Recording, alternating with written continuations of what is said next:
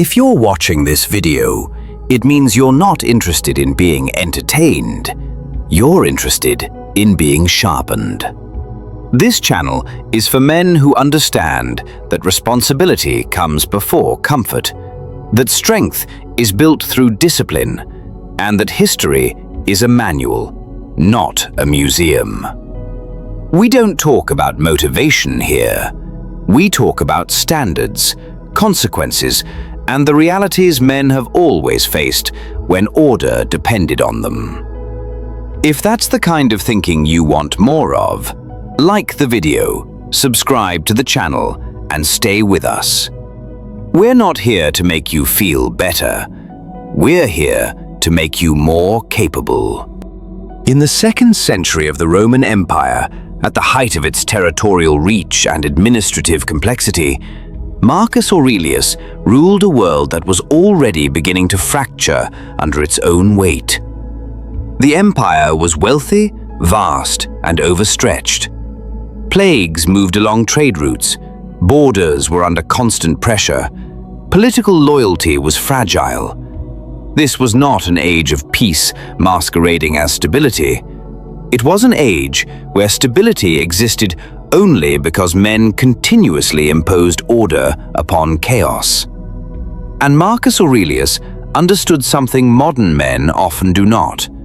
Responsibility is not a moral accessory. It is the central burden of existence. There was no illusion in his position. He did not believe power would make him free, happy, or fulfilled. Power, in his understanding, was exposure. It stripped away excuses. The higher he rose, the fewer places there were to hide weakness. Unlike modern narratives that frame leadership as self-expression or personal success, Marcus viewed leadership as submission to duty, to reality, and to consequence. He did not ask what Rome could give him. He asked what the situation demanded, regardless of personal cost. This is where the modern disconnect begins. Contemporary men are often taught to pursue comfort first and responsibility later, if at all. Responsibility is framed as something you earn after success, or something imposed unfairly by external systems. Marcus Aurelius inverted this logic completely. For him, responsibility preceded identity. You did not become a man and then take on responsibility. You became a man by carrying it, especially when it was heavy, unpleasant, and unacknowledged. Marcus wrote his private reflections not as inspiration, but as correction. The meditations were not meant to be read. They were meant to discipline his own thinking. Over and over, he returns to the same premise. The world does not owe you meaning, fairness, or ease. Your task is to respond correctly anyway. This is not optimism. It is operational realism. A man who expects the world to accommodate him is unprepared for power. A man who accepts burden as inevitable becomes capable of it. What makes Marcus Aurelius dangerous as a model, dangerous to modern comfort culture, is that he removes all external validation. He does not promise happiness as a reward for virtue. He does not claim that discipline will make life pleasant. He claims something far more demanding, that discipline is required regardless of outcome. You act correctly because it is correct, not because it feels good, not because you are praised, and not because success is guaranteed. This is the standard modern men quietly avoid. Not because it is impossible, but because it is unforgiving. Marcus Aurelius offers no psychological cushioning, no audience, no applause. Only the cold clarity of duty performed in full awareness that history will move on, whether you rise to the moment or not. We will break down exactly what Marcus meant by responsibility, not as philosophy, but as a system of action. How he trained himself to endure pressure without resentment. how he separated emotion from obligation, and why his model of masculinity is incompatible with a culture built around comfort, distraction, and excuse-making. This is not ancient wisdom for decoration. It is a test, and most men fail it before they even realize it exists. Responsibility is not chosen. It is assigned by reality. Marcus Aurelius never believed that responsibility was something a man selected based on preference or readiness. Responsibility, in his worldview, was assigned by circumstance. You did not negotiate with it. You did not wait until you felt prepared. You responded to what was placed in front of you, because reality does not pause for hesitation. This is a critical distinction modern men are rarely taught to make. From the moment Marcus was adopted into the imperial line, his future ceased to belong to him. He did not choose the empire's borders, its enemies, its internal decay, or the plague that would ravage its population. None of these conditions were fair, and none of them were avoidable. What mattered was not whether the burden was deserved, but whether it was carried competently. This is the first principle Marcus internalized.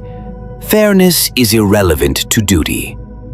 Modern culture conditions men to believe that obligation must first be justified. Men are encouraged to ask, "Why is this my responsibility?"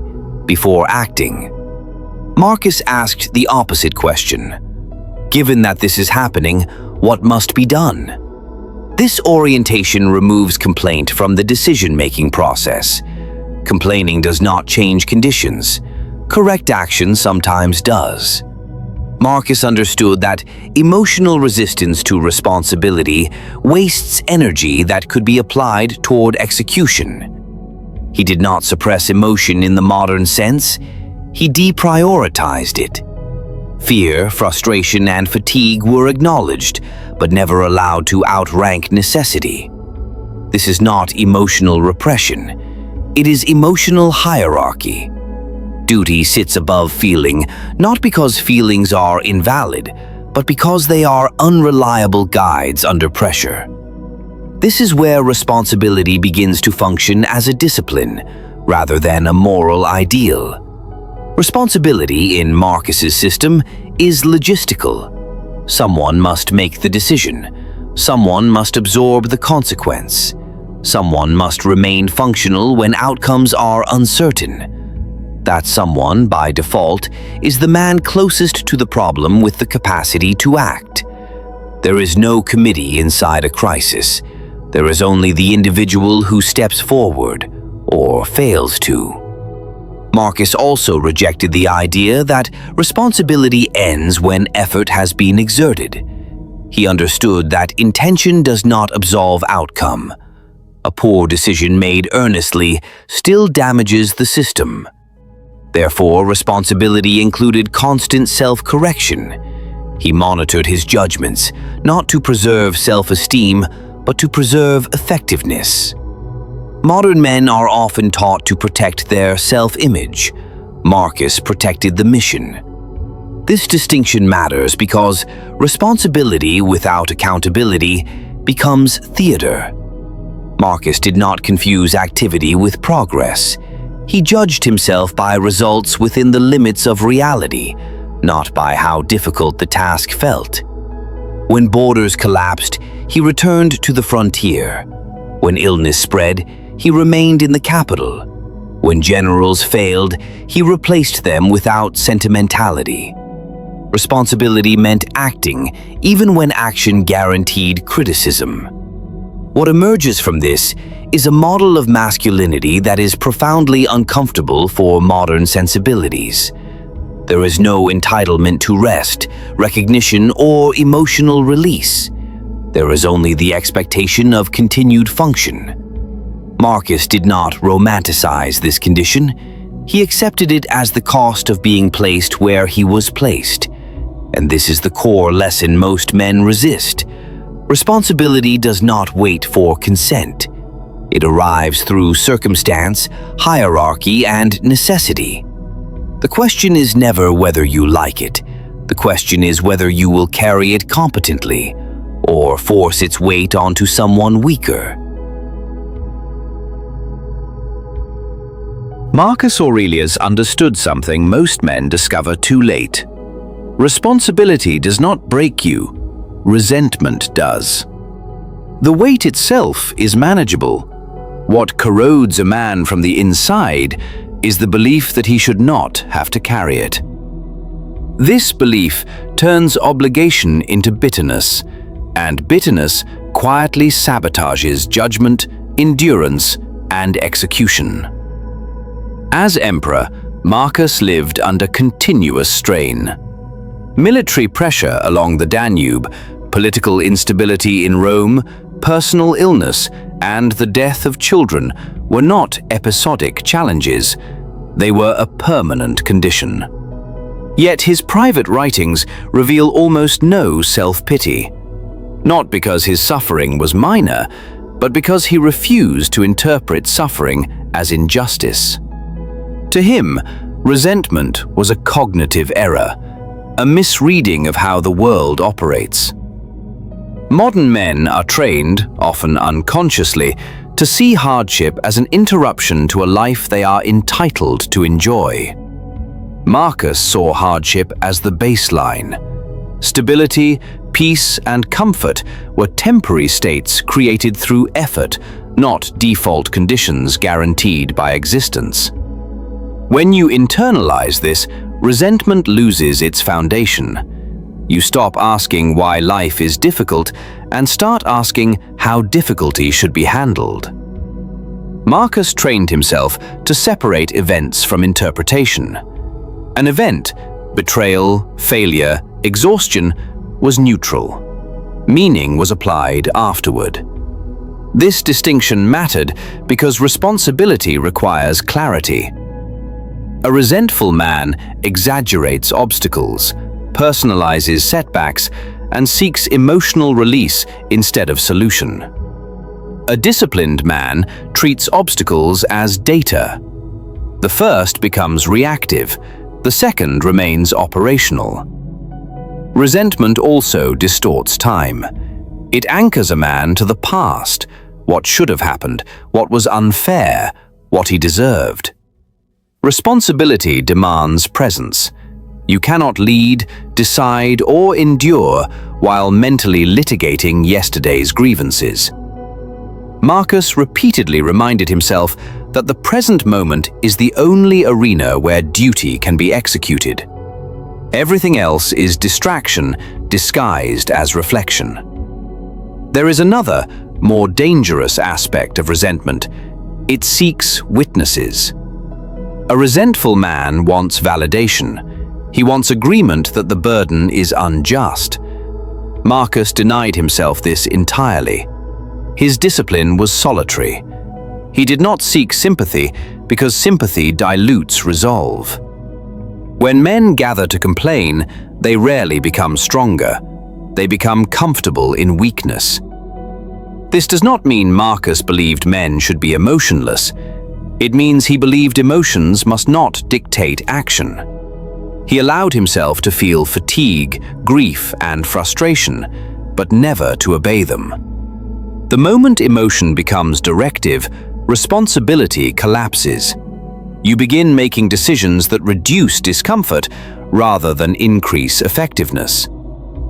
Here is the critical standard Marcus lived by. You are not responsible for the nature of events, but you are fully responsible for your response to them. There is no moral credit for being overwhelmed. There is no exemption for feeling wronged. The task remains unchanged. Most men fail here, not because they lack strength, but because they protect their emotional narrative more than their functional role. Marcus did the opposite. He sacrificed narrative to preserve function.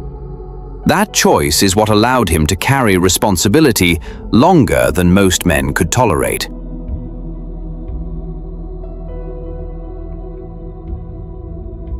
Marcus Aurelius never relied on motivation to carry him through responsibility.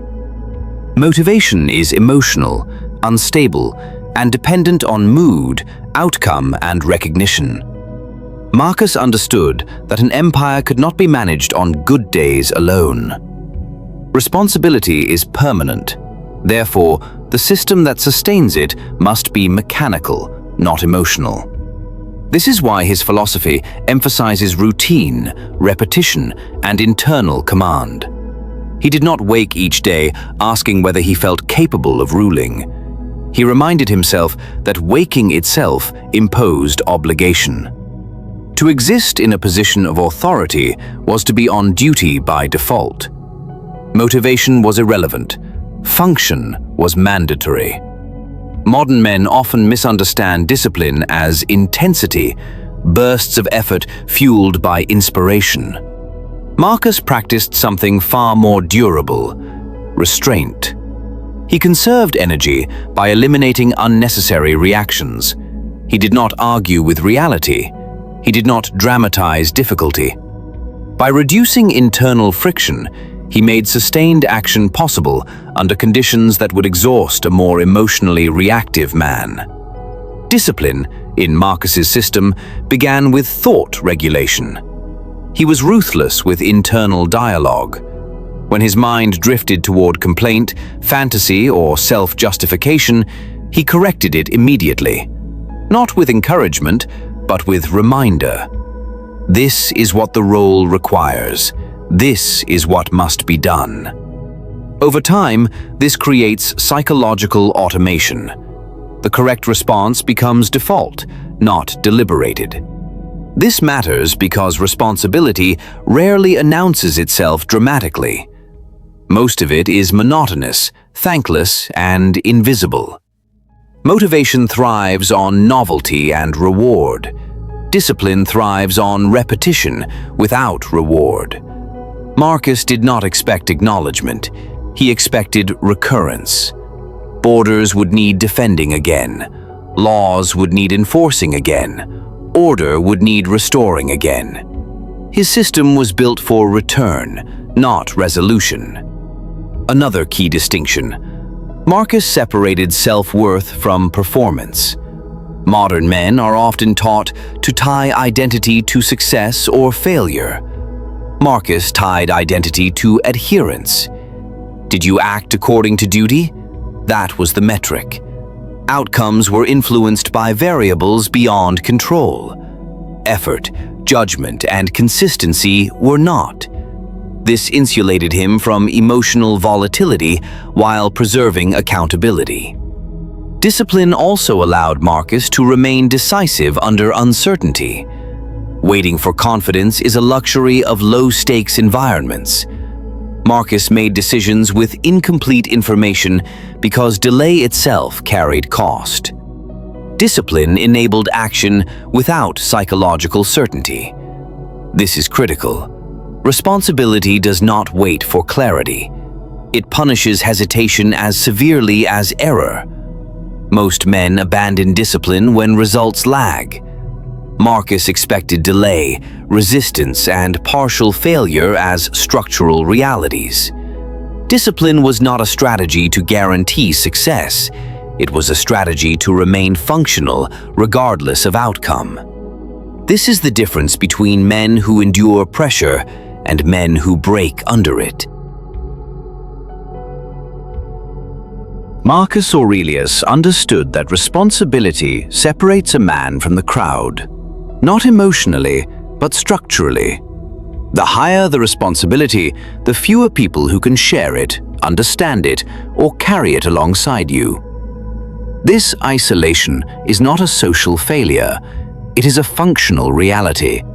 And men who are unprepared for it often attempt to escape responsibility rather than accept the solitude it imposes. As emperor, Marcus was surrounded by people at all times: advisors, generals, officials, citizens. Yet his decision-making was ultimately solitary. Advice could be gathered, information weighed, but the final burden rested on him alone. If a war was lost, if a policy failed, if a province collapsed, responsibility did not disperse across the room. It converged on one man. Marcus did not resent this, he expected it. Modern men are often conditioned to seek consensus as emotional reinforcement. They want agreement before action, affirmation before commitment. Marcus understood that responsibility cannot be crowdsourced. When too many people share authority, no one truly carries consequence. Leadership requires a final point of accountability. That point is always isolated. This is why Marcus wrote his reflections in private, not because he was secretive, but because responsibility demands internal clarity more than external validation. He did not process duty publicly, he processed it internally, where honesty could exist without performance. A man who requires an audience to remain disciplined will fail the moment the audience disappears. Loneliness also served a purpose. It reduced contamination. Excessive emotional proximity dulls judgment. Marcus kept a measured distance, not out of coldness, but out of necessity. Familiarity invites bias. Bias distorts decision-making. Responsibility demands impartiality, even when impartiality feels harsh. There is a modern myth that strength is communal, that men thrive best when burdens are shared equally. History suggests otherwise. Burdens can be distributed, but accountability cannot. Someone must decide. Someone must bear the outcome. Marcus accepted that this role would isolate him psychologically. He did not attempt to soften this reality with social comfort. This is not an argument for emotional deprivation. It is an argument for emotional containment. Marcus allowed connection where it did not interfere with function. But when connection threatened clarity, clarity took precedence. Most men reverse this order. They sacrifice effectiveness to preserve social ease. Responsibility also isolates because it exposes competence gaps. When you consistently carry weight, you become different from those who do not. Priorities diverge, language changes, tolerance for excuses disappears. Over time, the man who carries responsibility finds fewer peers, not because he is superior, but because he is constrained by necessity.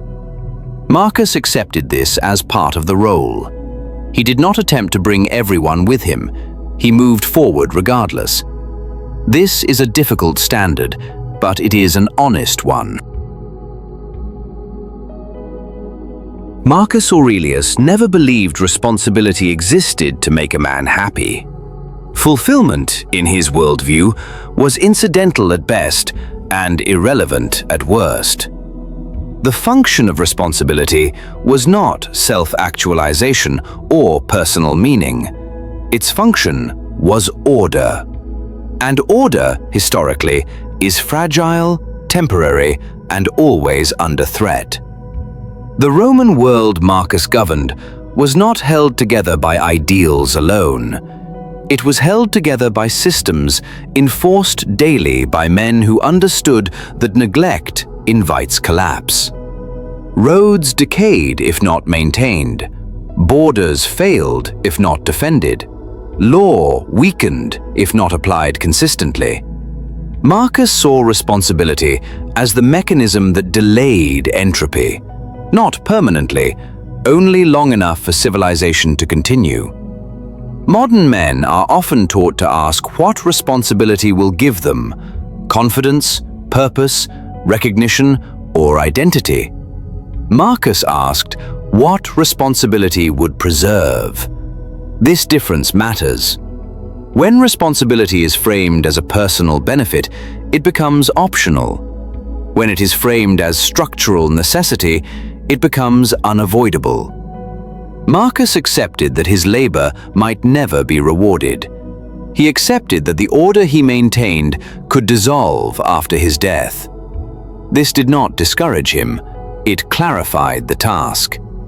His duty was not to guarantee permanence, but to prevent immediate collapse. This is a sobering standard. It strips away the fantasy that effort must culminate in lasting legacy. There is a harsh honesty here that modern narratives avoid. Men want assurance that sacrifice leads somewhere meaningful. History offers no such guarantees. Empires fall, systems decay, names are forgotten. Marcus knew this and still acted. Responsibility did not require hope, it required presence. This is why Marcus repeatedly reminded himself of impermanence, not to demotivate himself, but to remove illusion. When you accept that results are temporary, you stop negotiating with duty. You act because action is required now, not because it will echo forever. Responsibility then becomes a stabilizing force rather than a self-expression. You become a point of resistance against disorder, not dramatic, not celebrated, simply reliable. And reliability, more than brilliance or charisma, is what sustains systems under pressure. Most men struggle here because this framework offers no emotional payoff. There is no promise of happiness proportional to effort. There is no narrative arc where sacrifice is always redeemed. Marcus accepted that meaning is found in correctness of action, not in emotional return. This is the final test of responsibility. Can you act without guarantee of reward, recognition, or remembrance? Can you maintain order, knowing it will eventually decay anyway? Marcus Aurelius could. And that is why his example endures, not as inspiration, but as indictment. Marcus Aurelius operated under a standard that leaves no room for modern rationalizations. He did not categorize obstacles as excuses. He categorized them as conditions. Illness, fatigue, political resistance, personal loss, none of these altered the requirement to act. They altered how action was taken, not whether it was taken. This distinction is where most men fail. Modern men are often taught to inventory their disadvantages before committing to responsibility. They lead with context, background, trauma, unfair treatment, lack of support. Marcus acknowledged context only to the extent that it affected execution. Context did not reduce obligation, it refined strategy. The task remained intact. This is why Marcus repeatedly warned himself against self-indulgence in thought. Excuses rarely appear as laziness. They appear as reasonableness. I've done enough today. Anyone would struggle under these conditions. This isn't sustainable. Marcus recognized these thoughts as corrosive, not because they were false, but because they were irrelevant. Responsibility does not consult comfort thresholds. There is a brutal clarity here. Responsibility begins at the exact point where justification ends. When you no longer explain why you cannot act, and instead focus exclusively on what action is still possible, however limited, you enter Marcus's operational mindset. Even reduced capacity demands correct use. Even partial strength carries obligation. Marcus also understood that excuses multiply when responsibility is delayed. Postponement invites rationalization. The longer a task sits unaddressed, the more the mind constructs narratives to defend inaction. His solution was immediacy. Act while the mind is still aligned with necessity. Delay breeds internal resistance. This principle extended to moral behavior as well. Marcus did not excuse poor conduct due to stress or provocation. Pressure did not grant permission to abandon standards. In fact, pressure revealed whether standards were real or decorative. Anyone can act well when conditions are easy. Responsibility measures behavior under strain. Modern men often ask whether they are being treated fairly before deciding how they will behave. Marcus reversed the sequence. Behavior came first. Fairness was irrelevant. This is not submission. It is sovereignty. When your conduct depends on external treatment, you are controlled by it. When your conduct is governed internally, you remain stable regardless of circumstance. The refusal to indulge excuses also protected Marcus from moral drift. Small allowances compound. Today it's understandable, tomorrow it's habitual. Responsibility requires a hard boundary between explanation and exemption. Explanation informs action. Exemption eliminates it.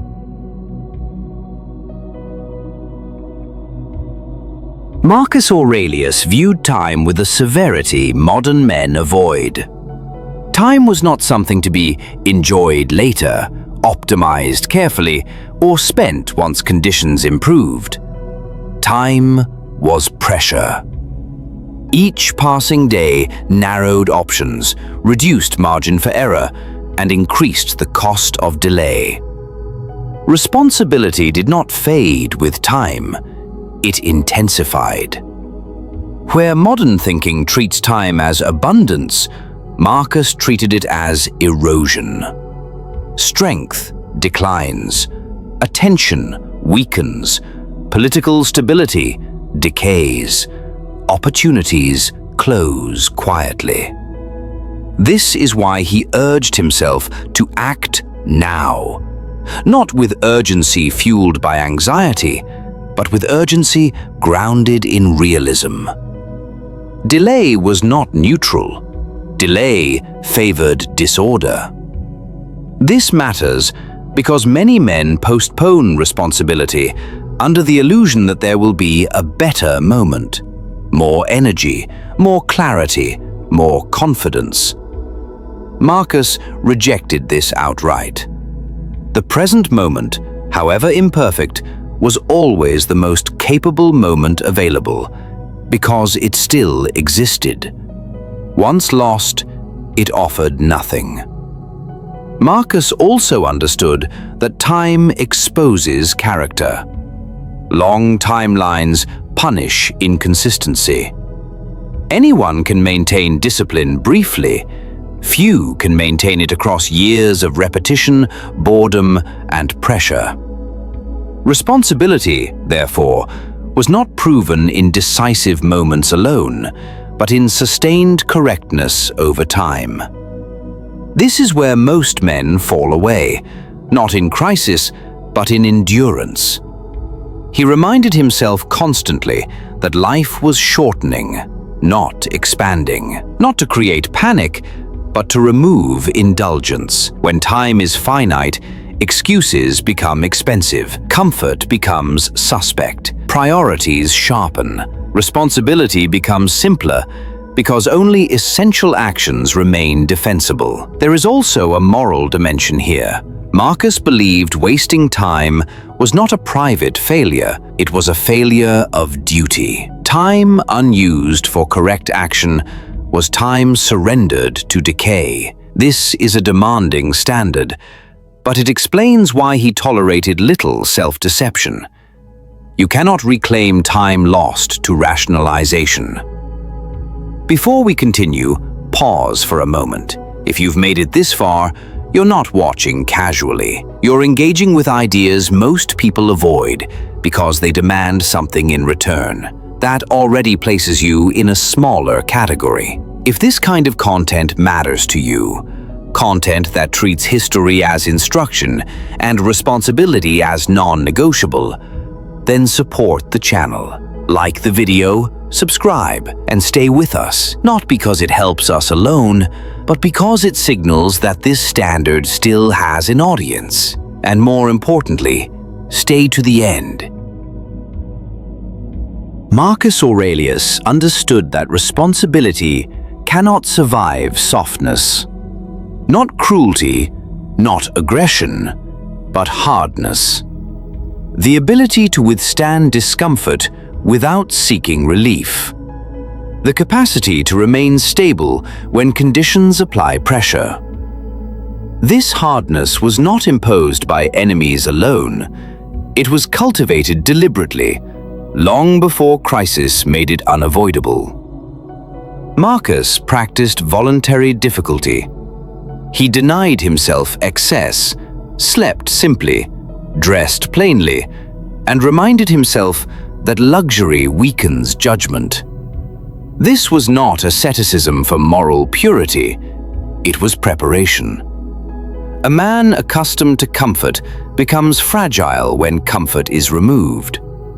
A man familiar with hardship remains functional when conditions deteriorate. Modern men often wait for life to harden them. Marcus reversed the process. He hardened himself so life would have less leverage. This is a critical strategic insight. Voluntary hardship expands tolerance. It increases decision-making capacity under strain. It reduces the shock of reality when circumstances turn hostile. Responsibility demands this because real pressure does not arrive politely. It arrives suddenly, often when resources are depleted and morale is low. Men who have never practiced restraint panic under deprivation. Men who have trained under controlled difficulty remain composed. Marcus belonged to the second category. Hardness also protected Marcus from moral compromise. Soft men trade standards for relief. Under pressure, they rationalize shortcuts, betray principles, and justify weakness as necessity. Marcus recognized this danger.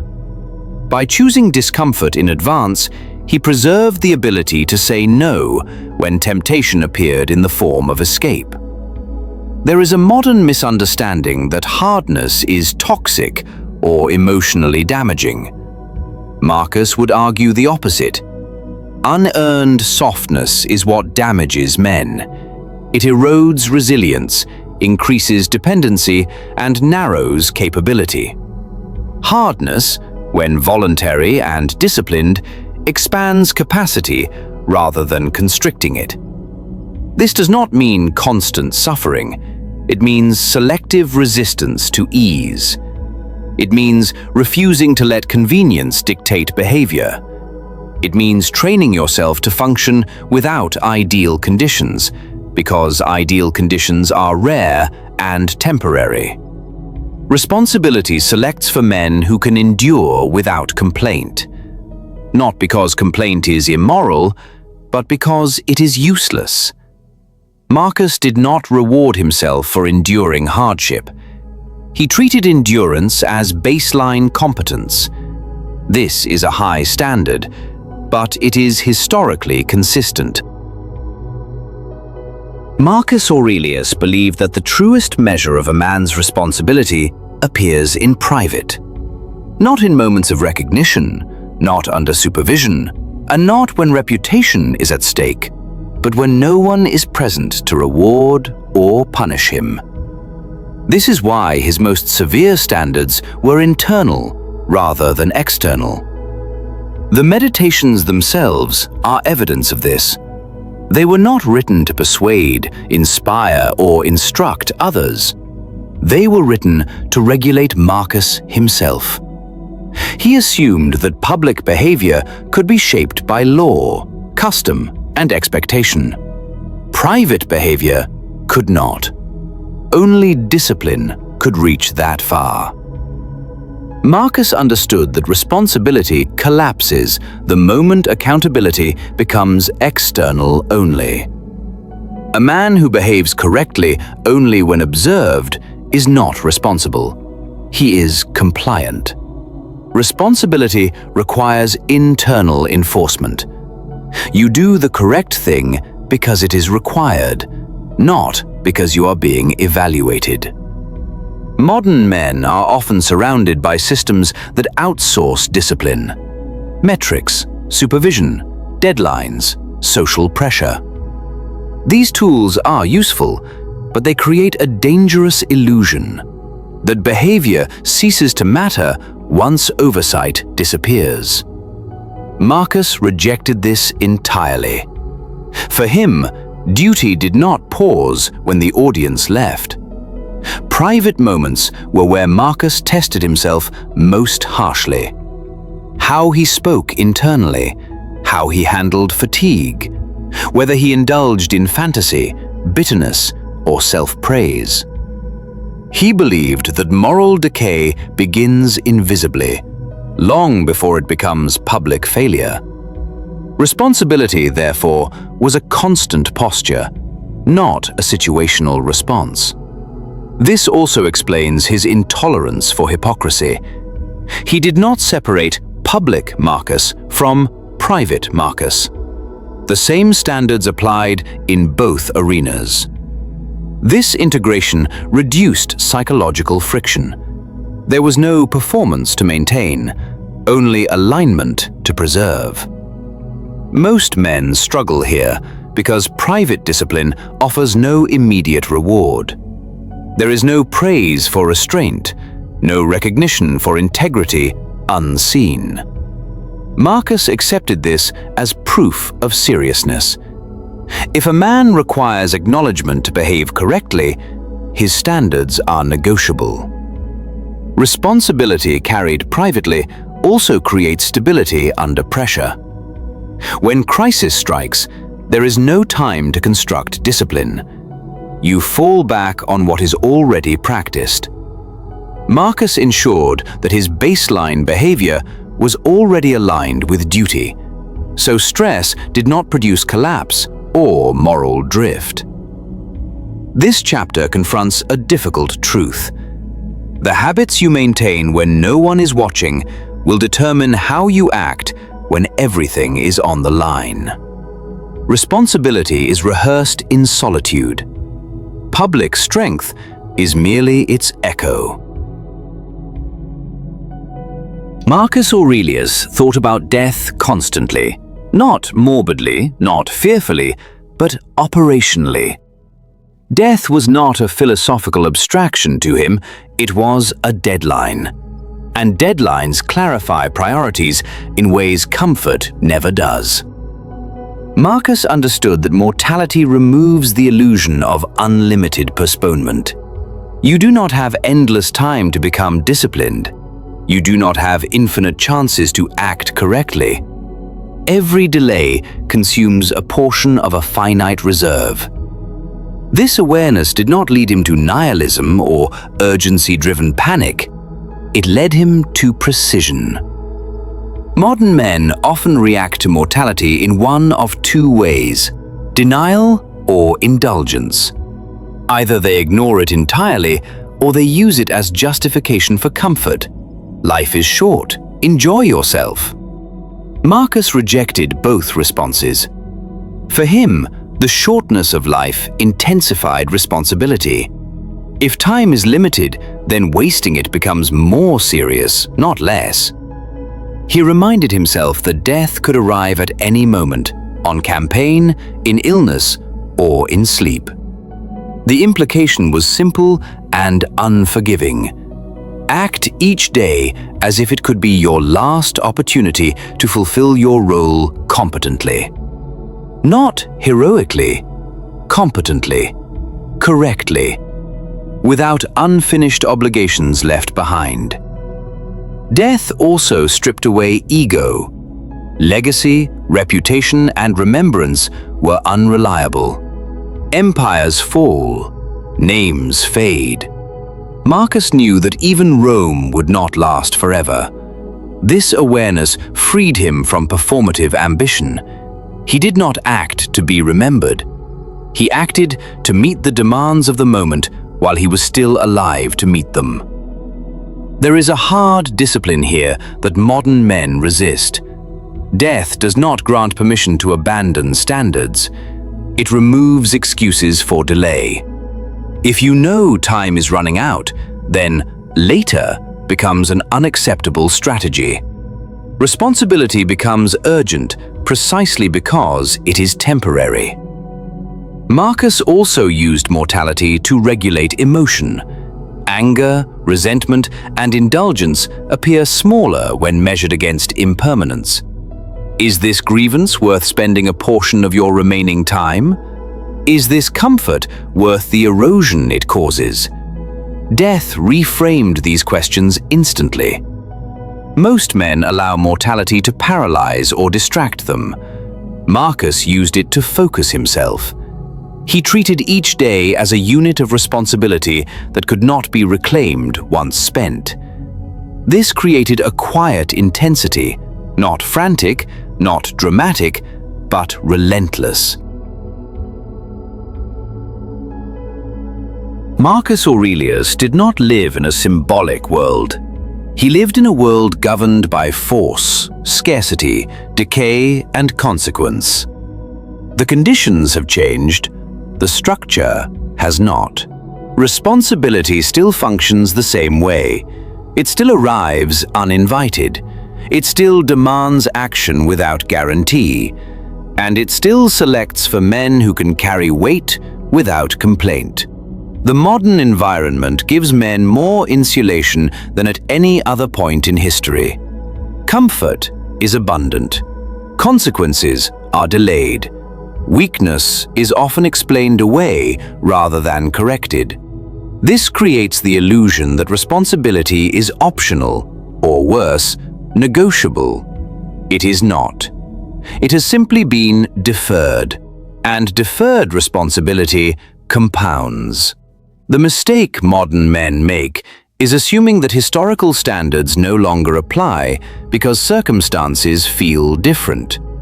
But responsibility is not cultural, it is structural. Someone still has to decide. Someone still has to endure. Someone still has to absorb failure so systems do not collapse onto those beneath them. That role has not disappeared. It has only become less visibly enforced. This model does not require you to be an emperor, a general, or a public figure. It applies at the level you occupy: family, work, community, personal conduct. Responsibility scales downward just as relentlessly as it scales upward. If you avoid it at small levels, you will fail catastrophically when larger burdens appear. What Marcus understood, and what modern men resist, is that responsibility is not activated by crisis. It is trained long before crisis arrives. Discipline, restraint, clarity, and endurance are not emergency tools.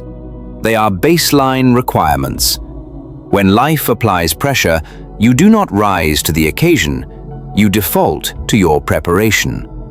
This chapter is not about admiration, it is about exposure. The standard has been laid out clearly across history, and it has not softened to accommodate modern preference. You either meet it, or someone else bears the cost of your avoidance. Marcus Aurelius does not leave behind a philosophy designed to inspire you. He leaves behind a standard designed to confront you. The lesson is not that responsibility is noble, it is that responsibility is unavoidable. When men refuse to carry it, it does not disappear, it transfers. To weaker men, to fragile systems, to future generations. Collapse is not caused by cruelty or chaos first. It is caused by avoidance. Marcus shows us that masculinity is not expression, confidence, or dominance. It is reliability under pressure. It is the ability to act without applause, to endure without resentment, and to maintain order knowing it will never be permanent. This is not romantic, it is functional. And history is built on function, not feelings. You do not need to rule an empire to live by this model.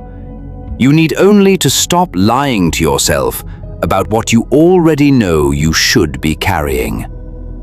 The responsibility you avoid today will return tomorrow, heavier, more complex, and less forgiving. That is the final truth of Marcus Aurelius. You will either accept responsibility early, voluntarily and consciously, or you will accept it later under force, loss, or failure. There is no third option. If this video sharpened your thinking, if it challenged you instead of comforting you, then support the channel. Like the video. Subscribe. Not for motivation, but for continued standards. This channel exists for men who are willing to be held to them. Thank you for staying to the end. Most don't. And that difference matters.